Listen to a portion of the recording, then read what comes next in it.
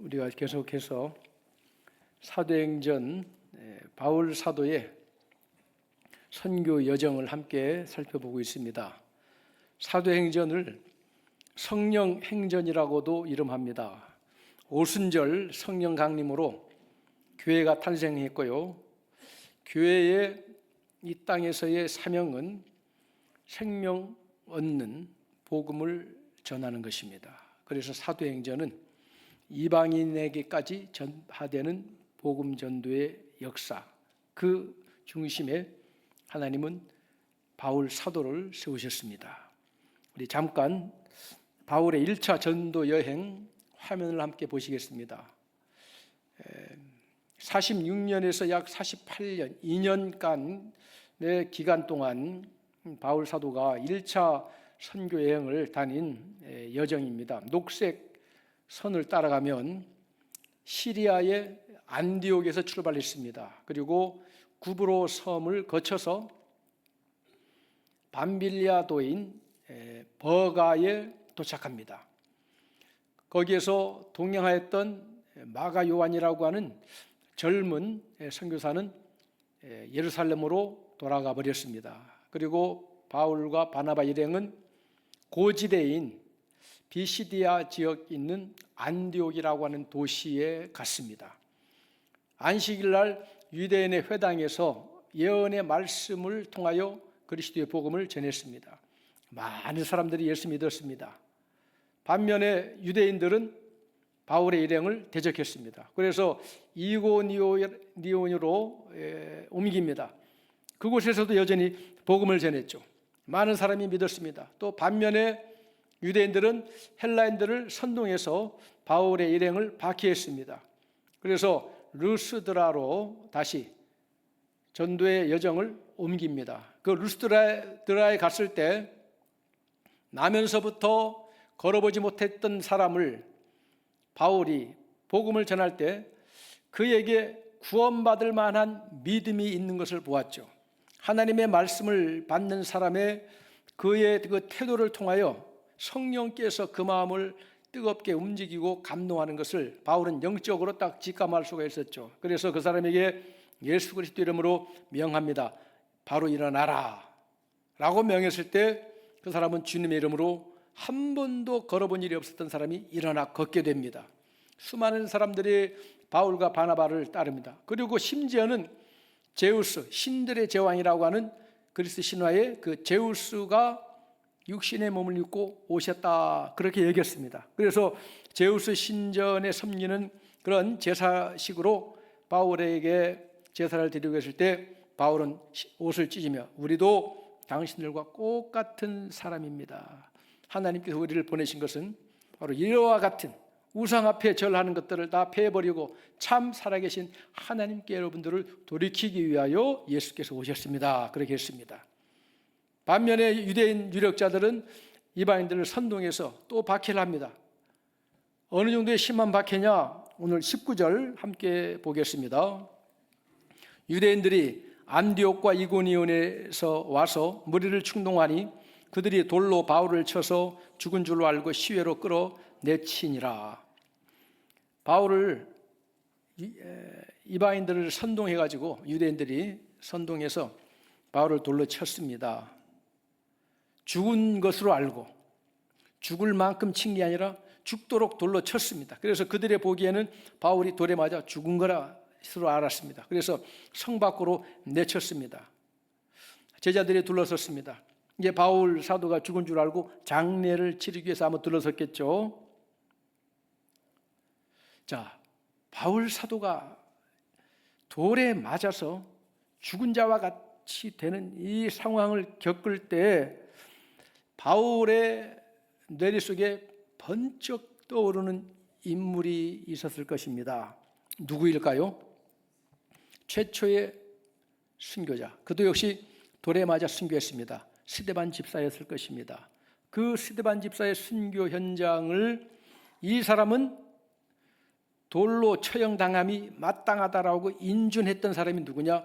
사울이라고 하는 인물이에요. 그 사울이 지금 바울이에요. 그때 사울은 그 돌에 맞아서 죽어가는 스데반을 통하여 큰 충격을 받았습니다. 그의 얼굴이 천사의 얼굴과 같이 환히 빛났습니다. 그리고 주여 내 영혼을 받으시옵소서. 사람들은 악의에 차가지고 예수가 그리스도라고 증거하는 그를 완전히 죽이기 위해서 돌로 치는데 스데반은 주여 내 영혼을 받으시옵소서. 죽음마저 극복한 그의 기도를 보면서 바울은 충격받았겠죠. 뿐만 아니라 그가 숨지기 직전에 무릎을 꿇고 큰 소리로 기도하기를 주여 이 죄를 그들에게 돌리지 마옵소서 라고 하는 기도를 한 후에 그 영혼이 떠났습니다. 잠이 들었다 그랬죠. 죽었다는 표현을 쓰지 않습니다. 잠이 들었다. 그 광경을 그 당시에 사울은 그걸 지켜보면서 큰 충격을 받았습니다. 이해할 수 없는 어떤 인생의 깊은 의미가 생긴 거죠. 어떻게 사람이 돌에 맞아 죽음을 당하면서까지도 저런 기도를 할 수 있고 저런 태도로 얼굴이 천사와 같이 환한 채 죽을 수가 있는가? 풀 수 없는 의문이었어요. 그러던 중에 사울도 다메섹으로 가는 길에 부활하신 예수님을 만났고 성령으로 거듭나고 사도로 부름받았습니다. 그래도 여전히 그의 마음 한편에는 스데반에 대한 그 놀라운 충격적인 장면이 가시지 않았을 거죠. 그런데 루스드라에서 바울이 돌에 맞아서 죽어가는 그 죽으라고 돌로 막 칠 때 그 고통의 그 상황 속에 빠졌을 때 비로소 바울은 이제까지 도저히 이해할 수가 없었던 그 신비로웠던 스데반 집사의 그 죽기 직전에 그의 태도와 그의 기도에 대한 모든 그 비밀이 순식간에 풀리는 것을 체험했을 줄로 짐작됩니다. 우리가요 인생의 어떤 문제 앞에서 고민하는데 어떤 큰 사건을 통해서 갑자기 그 인생의 숙제가 한순간에 풀려지는 경험을 할 때도 있어요.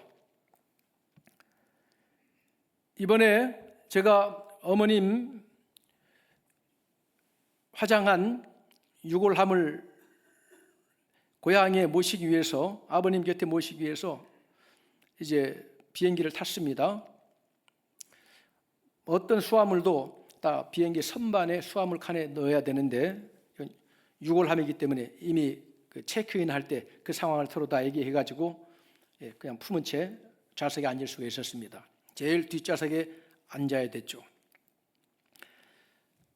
목적지에 다가온다는 그 멘트와 함께 비행기가 착륙을 해서 이제 하강하기 시작합니다. 기수가 하강. 그런데요, 이제까지 여러 번 그런 경험을 했지만 이번처럼 비행기가 그렇게 크게 유동하는 것은 처음 경험해 봤습니다. 아마 하강하는 과정에서 난기류를 만났는가 봐요. 얼마나 요동치는지 비행기가 위아래로 양옆으로 진짜 요동을 치는 거예요. 요동을 치는데 유골함 뚜껑이 덜컥하면 따까닥 소리가 나는 거예요. 그 순간 제가 깜짝 놀라가지고 안 그래도 품고 이렇게 앉아있었던 유골함인데 아유 이러다가 유골함이 이거 어떻게 뚜껑 잘못해서 깨지더니 뭘 하겠구나. 순간에 그런 생각 들면서 그 유골함을 더 강하게 확 끌어안았습니다. 절대 이거 어떻게 상한다거나 잘못되면 안 되기 때문에 그렇게 끌어안는 순간적으로 제 온 몸과 마음으로 불현듯 깨달음이 확 일어났습니다. 아, 어머니께서 그 세월의 모진 풍상 속에서 나를 이렇게 꼭 끌어안아서 키우셨구나. 60 넘어 살면서도 어머니의 사랑이라고 하는 것은 물론 체험했죠. 알죠. 그런데 그 깊이까지는 그 어머니의 사랑이 어떠한 사랑이었는지를 깊이까지는 미처 60 넘어 살면서도 몰랐던 거예요. 어머님 살아 생전에도 몰랐던 거예요. 세상을 떠나시고 어머니의 화장한 유해를 모시고 품에 안고 가는 상황 속에서 갑자기 그 난기류에서 비행기가 요동치는 그 심각한 상황에서 그걸 혹시라도 잘못될까 봐 다치지 않기 위해서 꽉 보호하기 위해서 끌어안는 순간 우리 어머니가 저를 그렇게 쓸어안고 보호하면서 나를 키운 어머니의 사랑의 품 안에 안겨있는 나의 존재가 새삼 체험된 거예요. 그 긴박한 상황에서 얼마나 비행기가 착륙할 그 과정에서 많은 눈물을 흘리는지 모르겠습니다. 어머니한테 마지막 임종하면서 기도할 때도 어머니 감사합니다, 어머니 감사합니다 말은 많이 했어요. 그런데 비로소 비행기 안에서 어머니 사랑합니다, 어머니 사랑합니다, 그의 생각 그대로 설명이 필요 없이 고백되더라고요. 왜?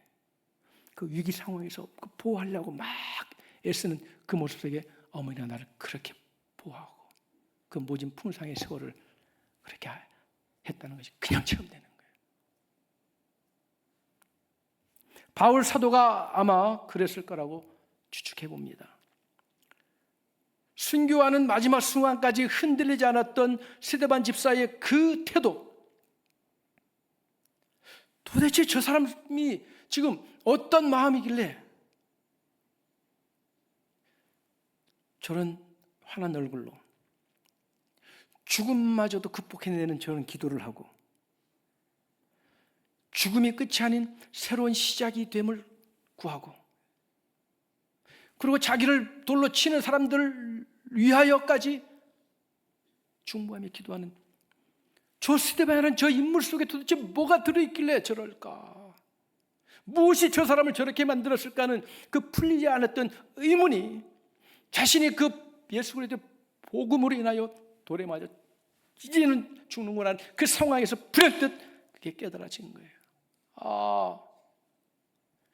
그때 스데반 그 사람 속에 있었던 그 마음이 지금 내 마음에 있구나. 복음이에요. 아멘입니까? 복음이 과연 무엇이길래? 로마서 1장 16절 다 함께 읽겠습니다. 내가 복음을 부끄러워하지 아니하노니 이 복음은 모든 믿는 자에게 구원을 주시는 하나님의 능력이 됨이라. 먼저는 유대인에게요 그리고 헬라인에게로다. 아멘. 복음을 부끄러워하지 않는데요. 복음 때문에 돌에 맞아서 순교를 당했지만 부끄러워하지 않는다는 것입니다. 왜냐? 이 복음은 믿는 자에게 구원을 주시는 하나님의 능력이 되기 때문이라는 거죠. 할렐루야. 인생 살면서 나는 어떤 상황 속에서도 이것만큼은 부끄럽지 않다.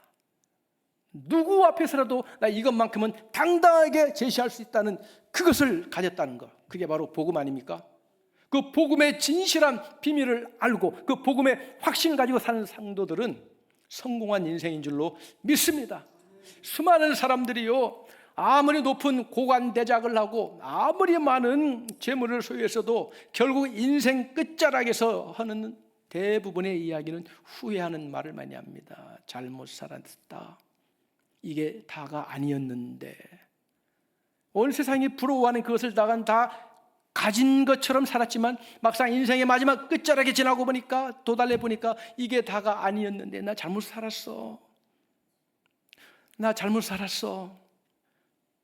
이렇게 인생을 후회하는 경우가 얼마나 많습니까? 그런데요, 내가 복음을 부끄러워하지 않는다.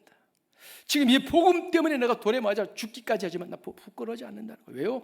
복음은 믿는 자에게 구원을 주시는 하나님의 능력이 되기 때문이라. 할렐루야. 이런 복음의 확신 가운데 살아가시기를 주님의 이름으로 축복합니다. 이처럼 복음에 붙잡힌 그 바울의 그 심정을 또한 이렇게 표현합니다. 고린도후서 5장 14절 15절입니다. 그리스도의 사랑이 우리를 강권하시는도다. 우리가 생각하건대 한 사람이 모든 사람을 대신하여 죽었은즉 모든 사람이 죽은 것이라. 그가 모든 사람을 대신하여 죽으심은 살아있는 자들로 하여금 다시는 그들 자신을 위하여 살지 않고 오직 그들을 대신하여 죽었다가 다시 살아나신 이를 위하여 살게 하려 하심이라. 그리스도의 그 사랑에 붙잡히게 되면 이제는 주님의 그 사랑에 붙잡힌 인생은 나를 위하여 살지 않고 나를 위하여 자기 자신을 내어주신 예수 그리스도를 증거하기 위한, 주님을 위한 삶을 살게 될 줄로 믿습니다. 주를 위하여 내 목숨까지도 아낌없이 내어주는 것을 부끄러워하지도 않고 두려워하지 않고 오히려 기뻐하는 그러한 놀라운 인생을 살게 되는 줄로 믿습니다. 이게 바로 사랑에 미쳤기 때문에. 어떤 사랑? 끊을 수 없는 하나님의 사랑에 붙잡힌, 사랑에 미친 자가 되었기 때문인 것입니다. 사랑하는 성도 여러분, 이 놀라운 하나님의 사랑에 미쳐 살아가는 저와 여러분 되시기를 주님의 이름으로 축복합니다. 빌립보서 1장 20절 21절 다 함께 읽습니다.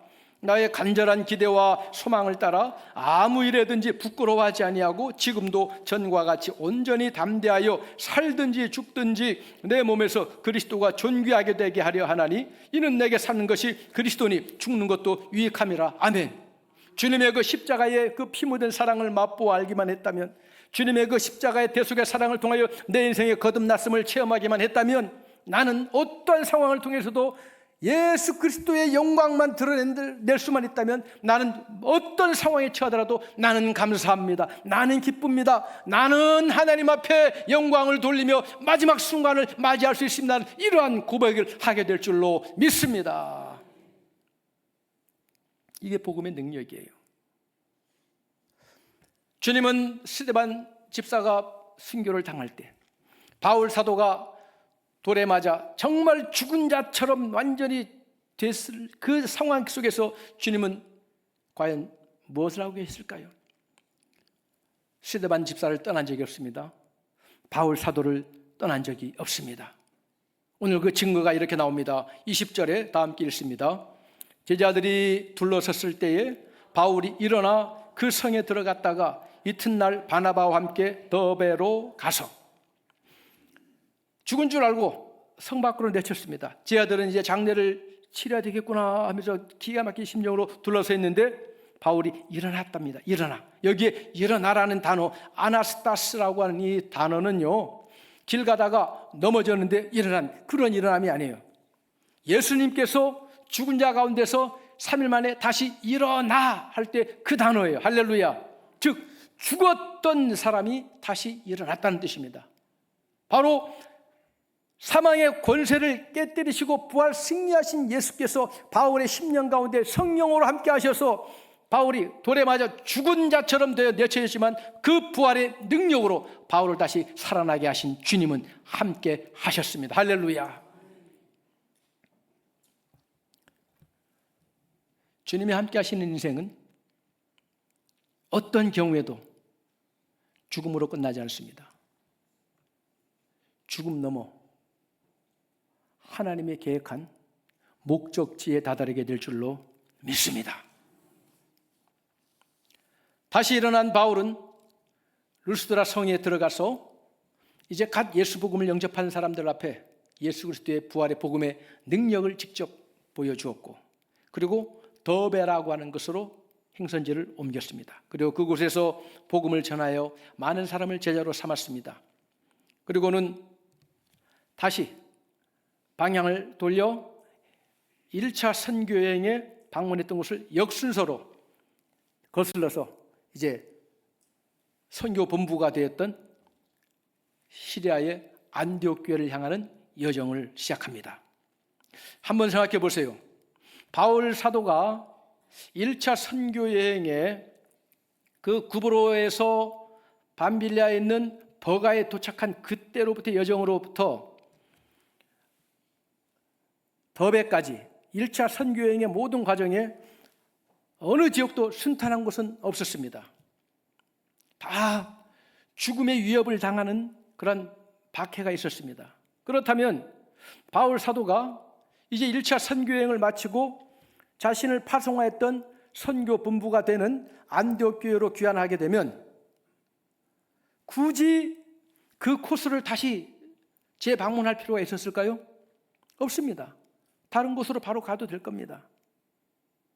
여러분, 전쟁에 참전했던 군인들이요, 실제 전투 중에 전사한 군인보다 전쟁 후유증으로 인해서 유명을 달리한 군인들이 더 많다 그럽니다. 그래서 그 전쟁터의 상황의 그 아픈 상처를 이름하여 트라우마라 그래요. 제 고향에 과거에 어떤 분이 있었냐면 월남전에 참전했던 분이에요. 이 아저씨가 월남전에 참전했던 분인데 공항이 가까워가지고 제주시는 어디서나 비행기 소리는 들리니까요. 비행기 소리만 나면요, 공무수 외치면서 허둥지둥 막 그냥 숨어라 그러고 막 그래요. 월남전이 끝났는데도 불구하고 비행기 소리만 나면 그 트라우마가 있는 거예요. 여러분, 누군가가 여러분에게 아픈 상처를 줬잖아요. 그 사람을 다시 대면하는 상황 피하고 싶을 겁니다. 꿈이라도 볼까 봐 무서울 겁니다. 그 사람의 심리예요. 바울이 1차 선교했던 지나온 지역은 다 죽음의 위협 앞에서 그랬던 곳이에요. 다 아기를 가지고 바울을 죽이겠다고 달려드는 사람들이 여전히 살아있는 곳이에요. 근데 굳이 그곳으로 다시 한 도시마다 재방문하는 이유가 무엇입니까? 자신이 전한 복음을 통하여 예수 그리스도를 영접하였지만 아직 믿음의 뿌리가 깊이 내리지 못한 주님의 제자된 성도들을 바로 세워주기 위함인 것입니다. 그 목적하에 다시 그 지역을 역순으로 방문했습니다. 자, 가면서 바울이 한 일이 무엇이냐? 자, 22절 다 함께 읽겠습니다. 제자들의 마음을 굳게 하여 이 믿음에 머물러 있으라 권하고 또 우리가 하나님의 나라에 들어가려면 많은 환난을 겪어야 할 것이라 하고, 두 가지입니다. 첫 번째는 그 제자들에게 마음을 굳게 하여 이 믿음에 머물러 있으라는 것입니다. 믿음에 머물러 있기 위해서 마음을 세고 담대하게 하라는 것입니다. 믿음을 지키기 위해서 마음을 굳게 하라는 거예요. 여호수아에게 모세의 대를 이어 이스라엘 민족을 지도하는 지도자의 자리에 세우실 때 여호와께서 여호수아에게 딱 한 가지만 요구합니다. 마음을 굳세게 하고 담대히 하라. 아멘입니까? 상황이 아무리 흔들려도 믿음 안에 머물러 있기만 하면 삽니다. 할렐루야. 그래서 그 믿음 안에 굳게 머물러 있기 위하여 우리의 마음을 굳세고 담대하게 해야 돼요. 무엇으로? 하나님의 말씀으로 무장해야 되는 줄로 믿습니다. 그 다음 두 번째는 하나님 나라에 들어가려면 많은 환난을 겪어야 될 것임을 분명하게 언급해주고 있습니다. 예수 믿으면 인생의 모든 상황이 순조롭게만 열리는 것이 아닙니다. 물론 죄와의 완벽한 단절이 일어납니다. 어둠의 세력들, 마귀의 그 어둠의 세력들이 장악했던 그 사슬이 풀려지는 거 맞습니다. 죽음의 권세가 풀려지는 것 맞습니다. 그러나 또 반면에 이 세상의 어둠의 주관자들이 여전히 넘어뜨리기 위해서 공격하는 그 전쟁은 비로소 시작되는 것입니다. 어떤 분이 주례사 할 때 이런 말씀을 하시더라고요. 이제부터 고생 시작입니다. 그 깊은 날 신랑 신부를 앞에 놓고 이제부터 고생 시작입니다. 엄연히 따지면 맞는 말 아니에요? 성향이 다르고, 그죠? 모든 게 다른 사람이 함께 만나 한 몸 이루어 살기 시작하면 그거 쉬운 일이 아니잖아요. 많은 우여곡절이 있잖아요. 그렇게 하면서 아름다운 부부로 만들어져 가는 것입니다. 우리의 신앙 여정도 마찬가지입니다. 하나님 나라라고 하는 궁극적인 완성을 향하여 가는 길, 또 우리들 자신이 우리의 구원자 되신 예수 그리스도의 형상을 온전히 닮아가는 성화를 이루어가는 과정이 쉽지만은 않다는 것이죠. 방해하는 여러 가지 요소들이 우리 안에 내재되어 있을 뿐만 아니라 세상이라고 하는 환경이 있고, 그리고 아직 완전한 종말의 심판을 받지 않았기 때문에 믿는 사람들을 미혹하기까지는 할 수 있는 이 어둠의 세력들이 모든 방면에 내적으로 외적으로 공격해오는 전쟁 상황이기 때문에 환난과 어려움과 고난을 피할 수가 없습니다. 그러나 그러한 과정을 통하여 우리는 성숙해 가는 거예요. 왜요? 목적이 분명하기 때문입니다. 이제 7월에 들어가면 지금부터 농사 짓는 분들은 정말 고생합니다. 뙤양볕 아래. 관광객들은 지나가면서 야 멋있다면서 막 사진도 찍고 오지만 그 들녘에서 고생하는 분들은 말도 못해요. 그런데 그 고생을 왜 합니까? 가을에 결실을 보기 때문이에요. 할렐루야. 로마서 8장 17절 18절 다 함께 읽겠습니다. 자녀이면 또한 상속자 곧 하나님의 상속자요 그리스도와 함께한 상속자니 우리가 그와 함께 영광을 받기 위하여 고난도 함께 받아야 할 것이니라. 생각하건대 현재의 고난은 장차 우리에게 나타날 영광과 비교할 수 없도다. 영광이 우리에게 예비되어 있습니다. 누구도 예외가 아닙니다. 분명한 영광이 예비되어 있기 때문에 그 영광에 입성하기까지 당하는 고난은 기피의 대상이 아니라 망당당하게 맞서서 고난의 파도야 닥쳐라. 예수의 이름으로 내가 넘어가리라. 예수의 이름으로 극복하리라는 불굴의 믿음으로 극복해 나가는 우리 모두가 되시기를 주님의 이름으로 축복합니다. 마태복음 5장 11절 12절입니다. 나로 말미암아 너희를 욕하고 박해하고 거짓으로 너희를 거슬러 모든 악한 말을 할 때에는 너희에게 복이 있나니 기뻐하고 즐거워하라. 하늘에서 너희의 상이 큼이라. 사랑하는 성도 여러분, 믿음만 잘 지켜도 하늘의 상급이 큽니다. 할렐루야. 그러니까 인생의 마지막 순간에 주 예수여 주께 가오니 내 영혼 받으시옵소서, 이 기도만 똑바로 하고 가도 여러분들의 상급이 예비됐다는 사실을 믿으시면 아멘입니다. 하나님은 우리에게 너 무엇 하였느냐 내놔봐라, 그걸 보지 않습니다. 우리에게 믿음을 요구하십니다. 믿음이 없이는 하나님을 기쁘시게 할 수 없나니 하나님께 나아가는 자는 그 자기를 찾는 자들에게 상 주시는 이심을 믿어야 할지니라. 하나님은 살아계십니다.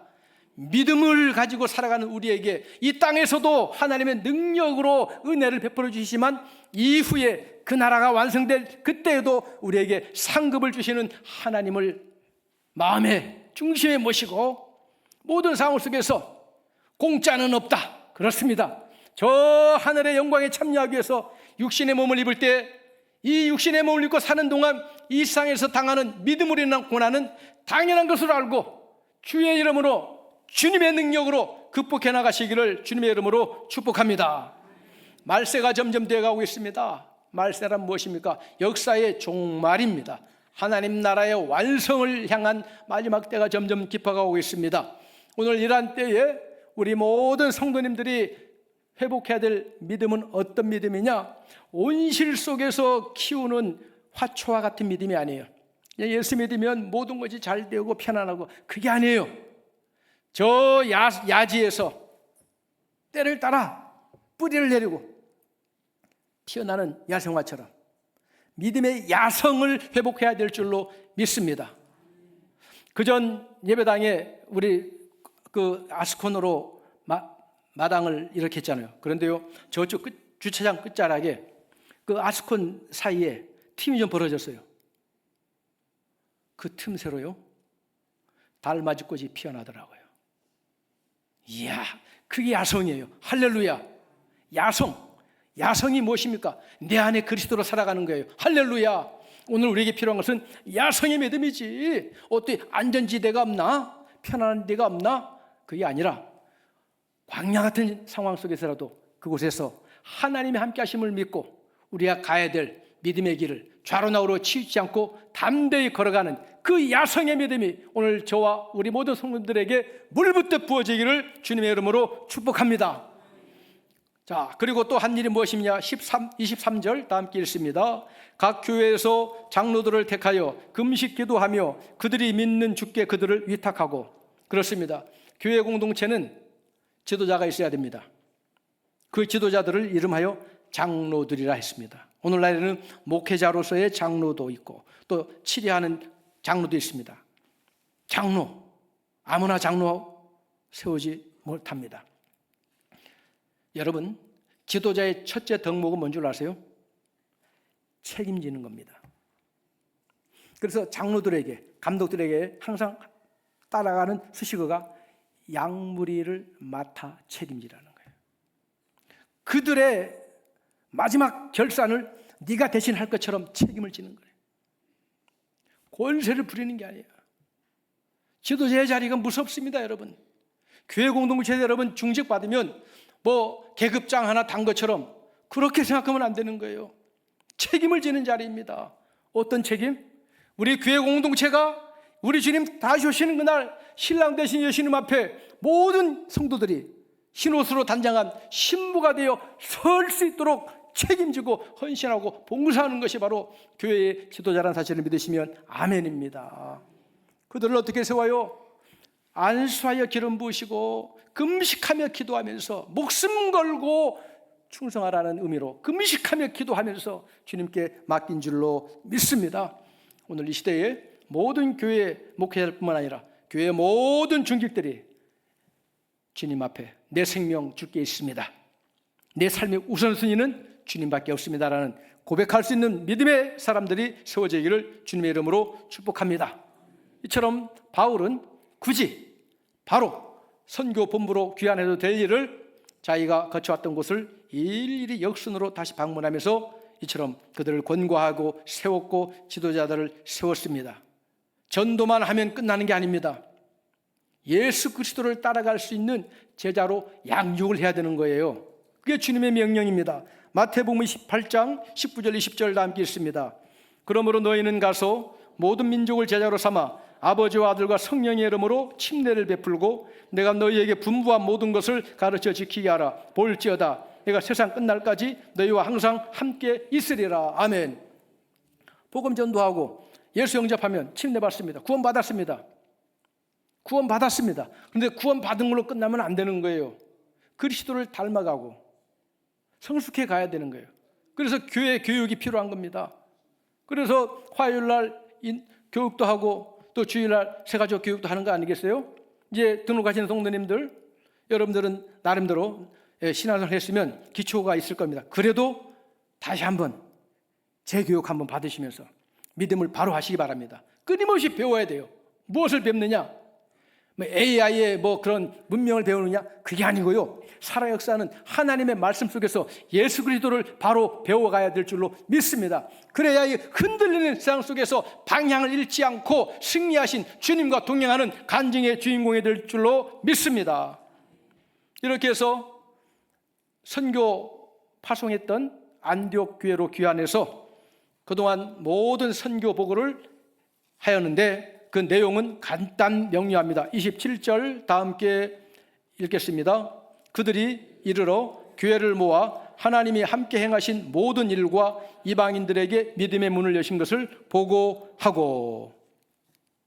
자, 선교 보고를 하는 데 있어서 바울은 나라고 하는 것은 1절 배제합니다.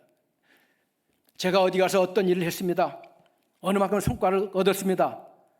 하나도 없습니다. 누가 하셨다? 하나님이 하셨습니다. 사랑하는 성도 여러분, 일을 대충 하는 사람들은 자기를 드러냅니다.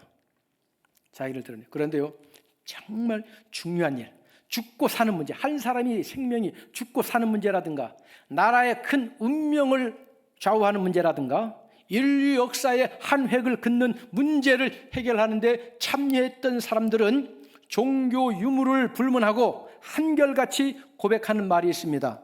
하늘이 도우셨습니다. 정말 그래요. 대충 해야 나에게 할 수 없지. 우리 인간의 한계를 벗어난 일들이 얼마나 많은데요. 중요한 일은요, 사람이 인력에 달려있지 않습니다. 어느 젊은 목사님의 간증이에요.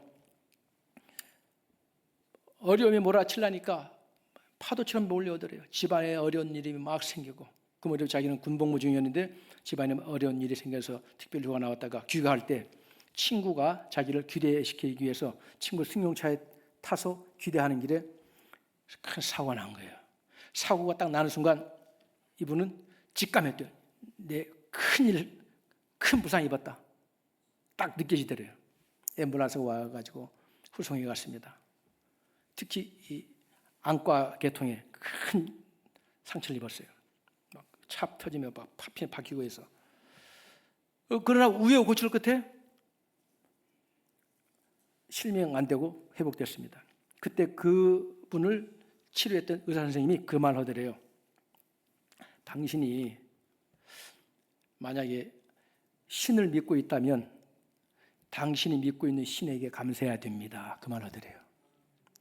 그 의사 선생님이 내가 당신 실명될 뻔한 거 고쳤어, 그 말 하지 않더래요.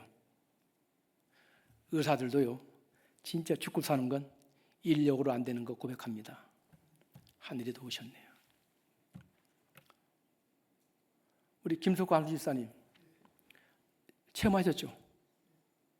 을지대학병원에 그 선생님이 집사님 차트 찍은 거 딱 보고 믿음으로 죽으면 죽고 살면 살겠습니다 해서 믿음으로 해가지고 6개월 후에 차트 딱 했을 때 제일 먼저 한 말씀이 그거잖아요.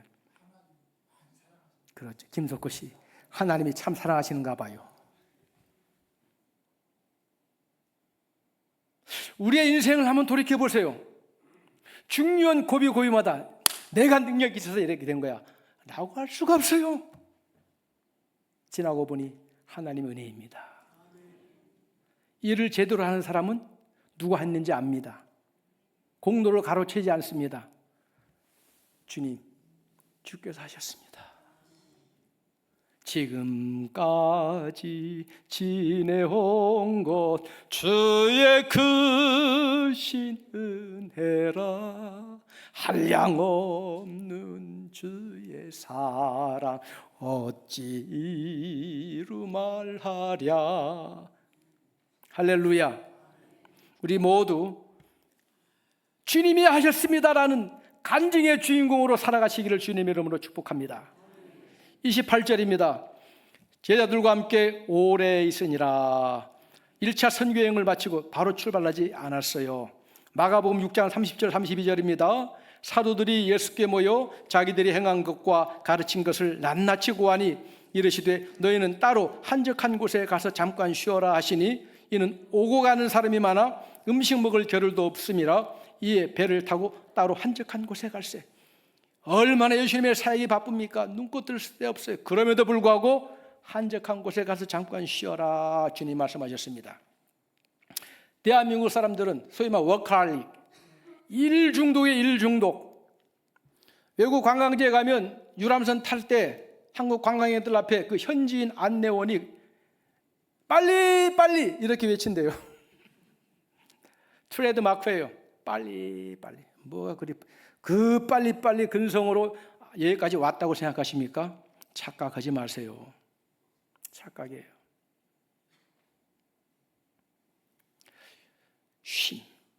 휴식의 비밀을 아셔야 돼요. 하나님께서요, 에덴 동산에서 천지를 창조하시고 제일 먼저 주신 계명이 뭔지 아세요? 쉬어라. 나도 쉬니까 너희도 쉬어라. 왜? 내가 책임진다.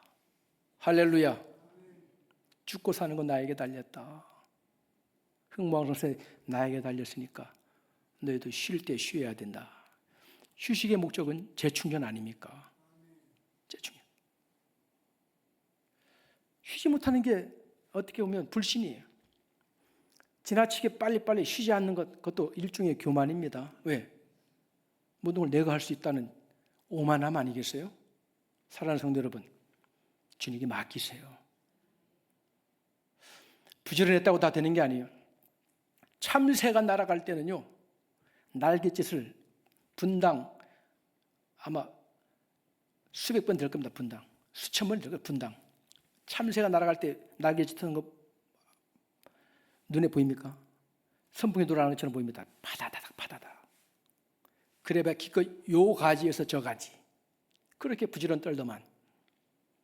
그런데요, 독수리는 그렇잖아요. 어떤 제트기 조종사가 자기 눈앞에서 비행하는 과정, 자기 눈앞에서 독수리를 마주친 적도 있대요. 그만큼 높이 나르기도 하고 시속 300km밖에 내려가기도 하고. 독수리는요, 바람을 탑니다. 사랑하는 성도 여러분, 우리의 인생의 주권자 되시는 주님이십니다. 주님과 함께 호흡을 같이 하세요. 주님과 리듬을 맞추세요. 성령의 바람을 타시기를 주님의 이름으로 축복합니다. 빨리 하지 말고 멈춰서 주님 앞에 기도의 시간을 가져보기도 하시고, 말씀 앞에 나를 내려놓는 시간도 가져보기도 하세요. 빨리빨리가 아니라 결국 지나고 오면 일은 누가 이루신다? 주님이 이루십니다. 계획은 사람이 할지라도 그 일의 이름은 누구에게 있다? 여호와 하나님께 있음을 믿으시면 아멘입니다. 쉬어라.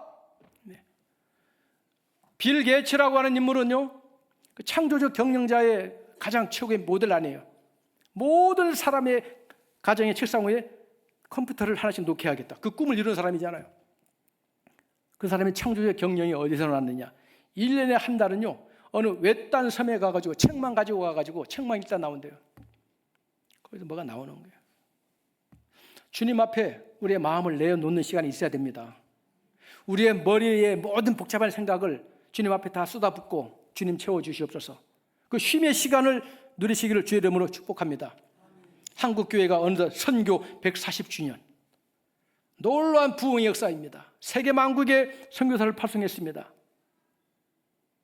우리가 가야 될 길이 멉니다. 급할수록, 멀리 가야 될수록 주 안에서 안식할 수 있는 그 안식의 비밀을 배우시기를 주님의 이름으로 축복합니다. 우리 대전 누리교회 성령의 바람을 타서 하나님의 기뻐하신 뜻을 이루어가는 21세기 초대교회 사도행전 29장을 오늘에 기록하는 교회로 전진해 나갈 수 있는 우리 모두가 되시기를 주님의 이름으로 축복합니다. 기도하겠습니다.